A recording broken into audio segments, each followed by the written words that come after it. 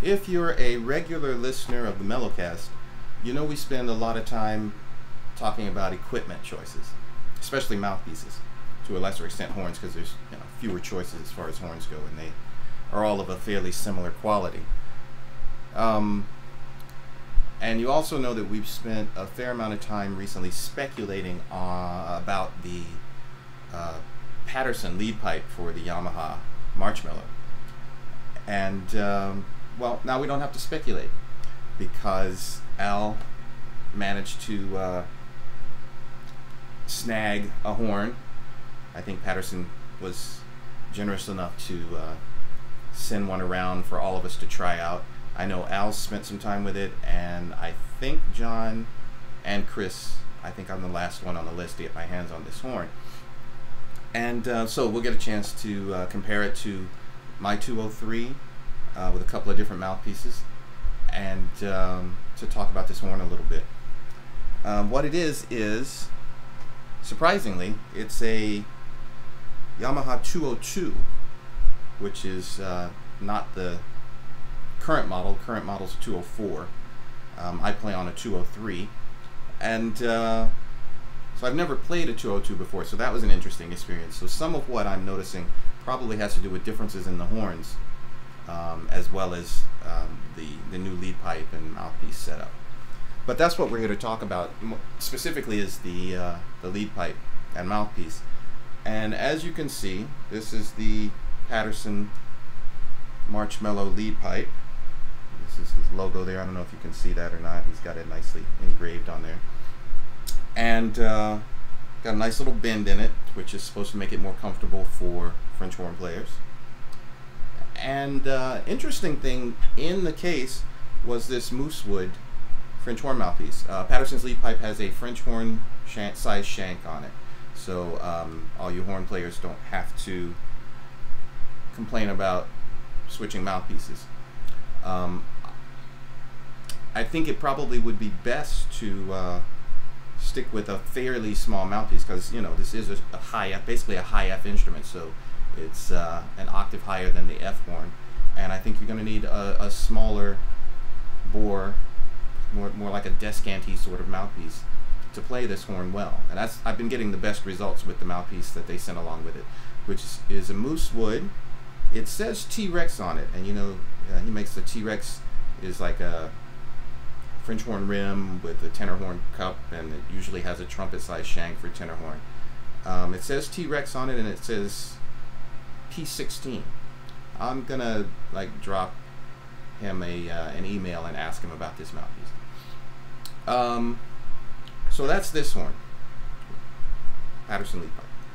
Now, what we're comparing it to is the horn that I usually play, which is a 203, excuse me, Yamaha 203, which I've modified with Curry heavy bottom caps, recessed top caps, and heavy buttons.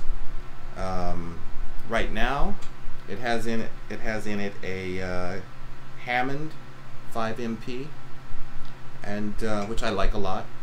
And I also spend a lot of time playing on the older IYM mouthpiece, which I like a lot also, and I think is an easier switch coming from horn.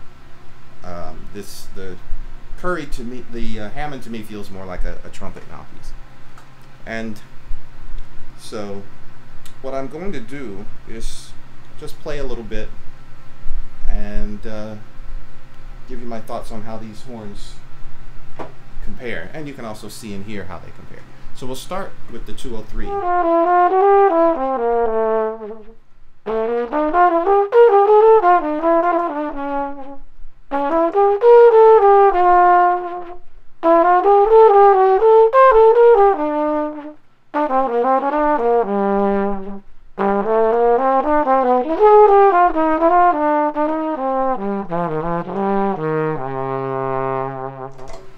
So, Yamaha 203.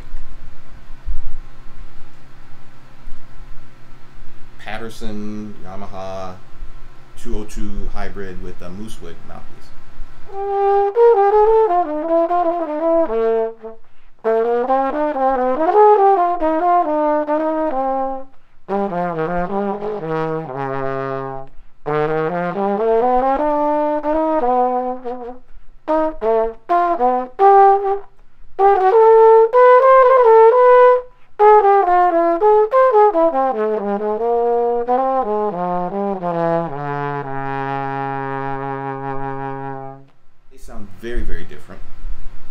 To a certain extent, the 202 feels to me like it sounds more like the old Mellophoniums.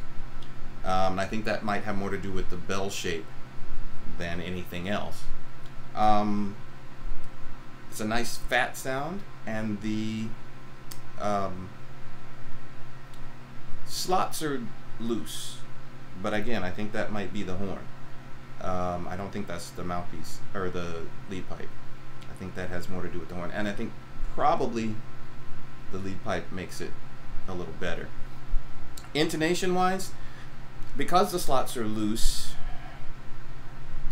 you have a lot of room to play around, but overall I don't feel like I'm making huge adjustments to get various notes to play into. The valves are a little sluggish to me, but then again, I'm also used to, I like the feel of the heavy buttons, and I think that's just me. But I like the horn. I like the way it plays. I think I'd like a tighter lead pipe.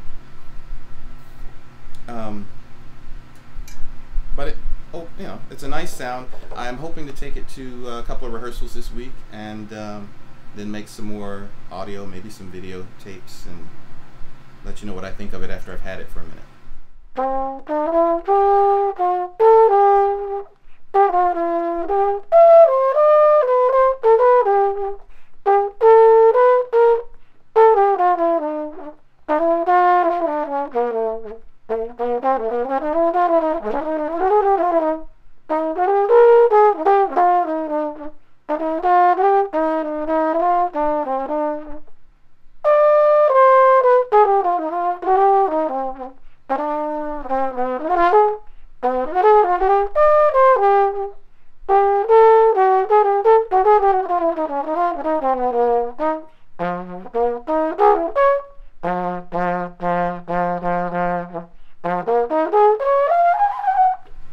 Say above the staff, once you get up around C and slightly above that, finding the slot becomes a challenge. And from what I've heard, that's a lot how the old Mellophoniums played as well. And again, I think that's the horn more than specifically the lead pipe. But it's agile, easy to get around.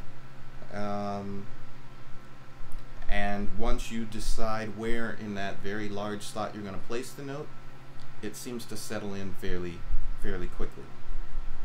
Overall, I mean, it's a nice horn. I like playing it.